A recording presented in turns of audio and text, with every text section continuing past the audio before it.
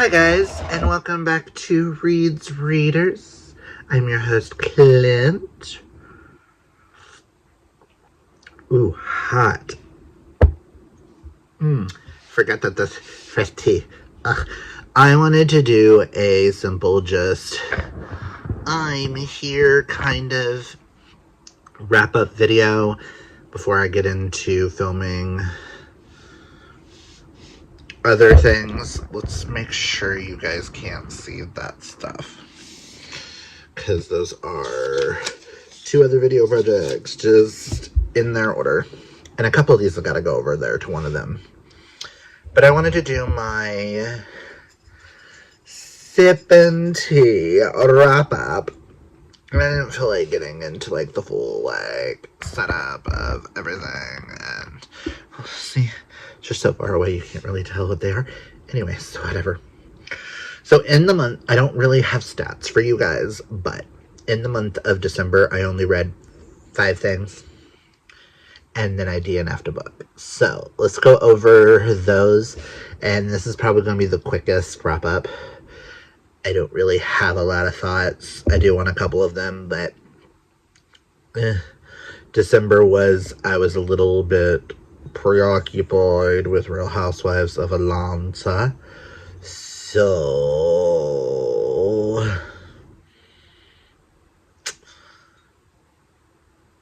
yeah. The one I DNF'd was The Most Wonderful Crime of the Year. It's just the way the month went. This just felt very, I remember getting to chapter 22, which is 78, and I was just bored and I didn't care about the characters.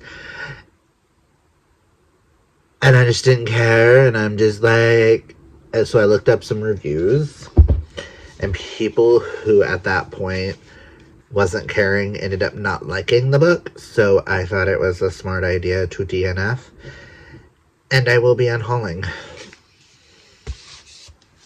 Chewbacca.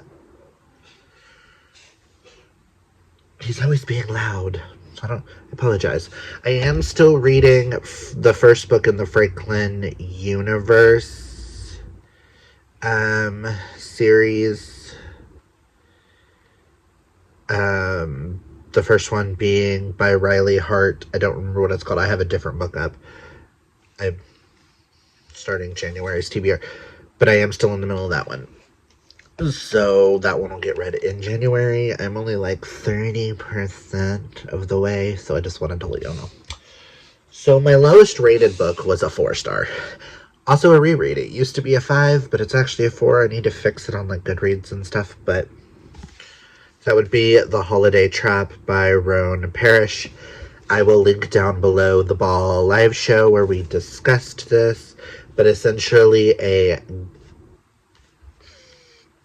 gay guy and a lesbian switch houses. The lesbian's from Maine and the gay guy is in New Orleans, and they switch houses for Christmas. And I will link the live show so y'all get all our thoughts and stuff. I felt like if these would have been companion novels, we could have had the characters a little bit more fleshed out. But after discussing it and stuff like that. So we'll see if I ever reread it. But I would recommend it because it's really cute. Now into 5 stars and 6 stars. So next I have The Nightmare Before Christmas by Sarah Rosh. This was the last book I finished of the year. I should have tried to read one more, but I don't know which OCD was going to bother me more, reading 6 books or finishing their year with 199. I solidified on the 199 because I do like the 5-book thing, and I didn't have time.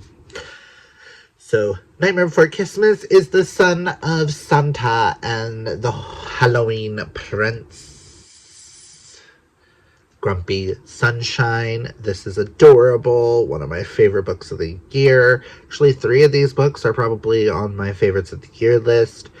The other one that is in here isn't, because another book in that series is, but I digress. So this is a good snack to know my taste. But this was so adorable and pulled at my heartstrings, and I cannot wait for Go Luck Yourself, which will follow Cole's brother, Chris, and the son of St. Patrick's Day, or the Prince of St. Patrick's Day. Because, oh my god, this is just so adorable. If you have not checked this out, I highly recommend. And I was happy that I got a Mel that I loved on this, because most of what I finished was Sapphic. Next, I finally did it, guys. I read Fourth Wing. I will be picking up Iron Flame in January, and Onyx Storm has already been pre-ordered. I fucking love this. I will link the Fiction Falls live show down below so you guys get all of our thoughts on this, because we dived in strong. Thank you, Lindsay, for joining me and Amanda discussing this. Thank you, Dana, Shay, Lori, and Karina for joining in the comments. And I do believe Drew showed up too. And I think 2 others did, but I can't. Tired brain. I apologize if I forgot about you, but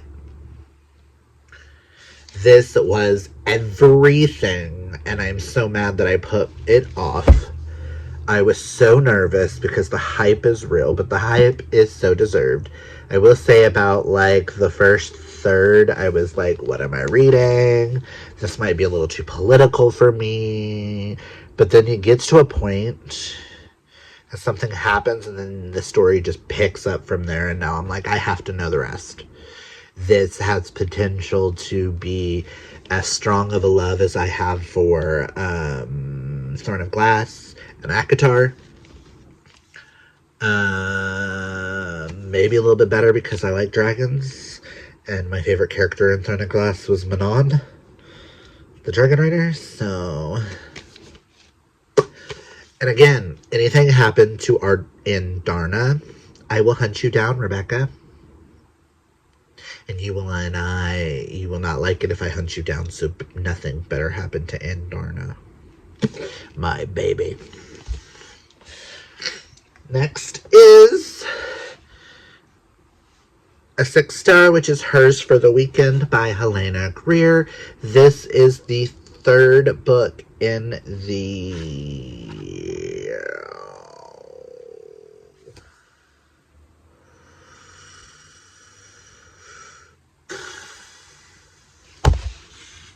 What is this series called? In the Kerrigan's Christmas series. Book 1 being Season of Love. And oh my god, I'm dropping things. Sorry, guys. Things are falling. This follows Tara, the former fiance of Miriam from book 1.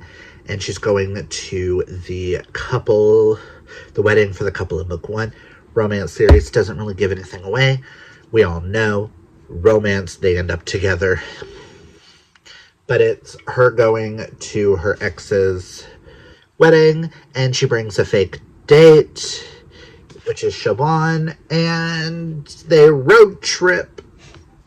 And Kerrigan's is such a magical place that obviously they fall in love. But they don't want to admit it to each other. So this is one of the cutest books ever. Yes, it does take place at Christmas, but it is not a Christmas book. Christmas and Hanukkah are not the focal point of this.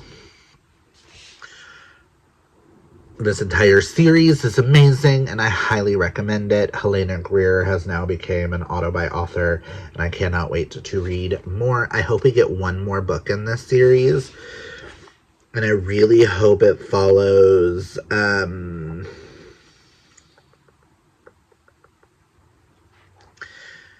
gay male couple. Because book 1 was Sapphic, book 2 was a man and a woman. And the male is demisexual and asexual. No, demi and something.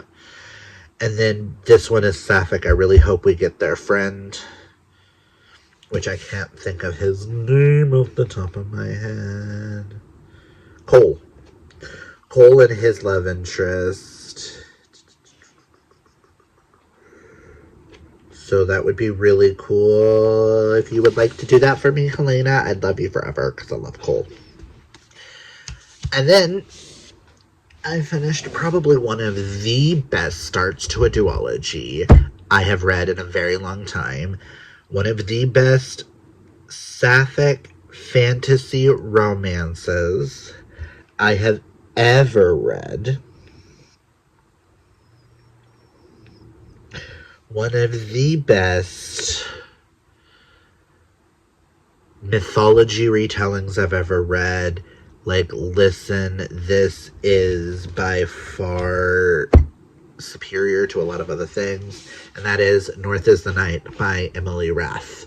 This is based off of Finnish folklore, which Emily is of Finnish descent. She does mention in the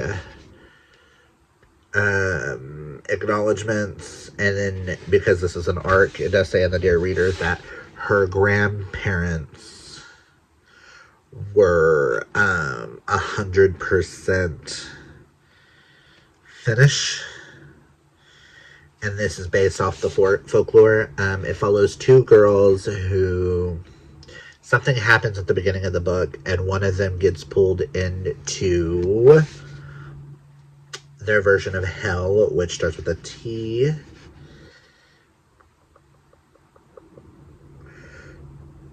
Tuonela. One gets pulled into Tuonela, and this follows both girls, one trying to escape and one trying to get to Tuonela to save the woman she loves. Yes, this is sapphic, but I will let you know there is a relationship between one of the girls and a male character. There is no cheating. There is none of that.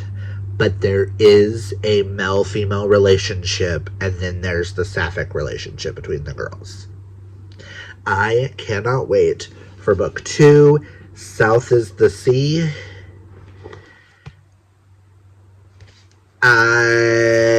The minute it comes out, I will be devouring it. This is by far one of the best books I have ever read. Emily Rath is being solidified as an auto-buy author, as a new fave author. I am going back and going to check out her historical romance series, and I don't read historical. That tells you how much.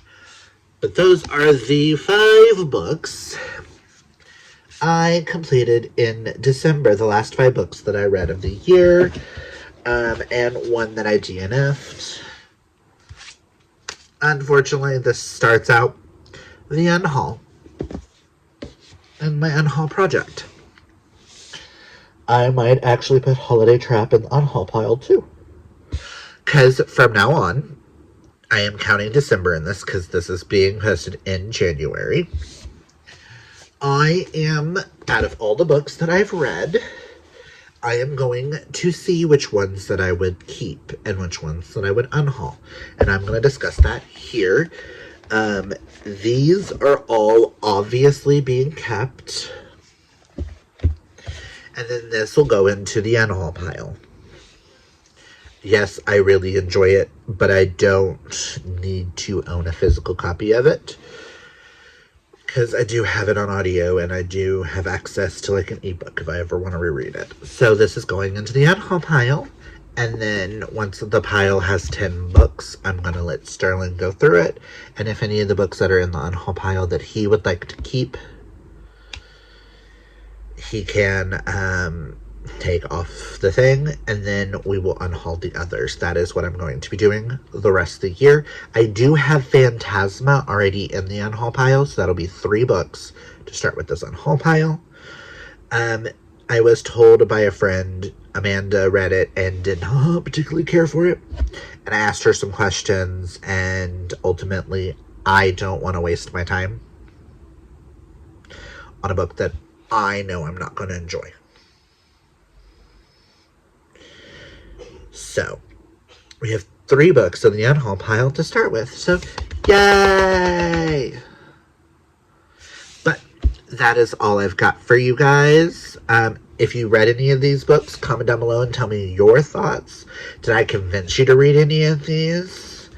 Are you happy I finally read Fourth Wing? I know everyone's been screaming at me to read it. I read it. We'll hopefully be getting Dire Flame soon because I have to know. But that's all I've got for you guys. If you like this video, hit that thumbs up. If you're new, hit that subscribe. And remember, always embrace your inner rainbow. Take care of your mental health. Hydrate or mummify. And until next time, bye!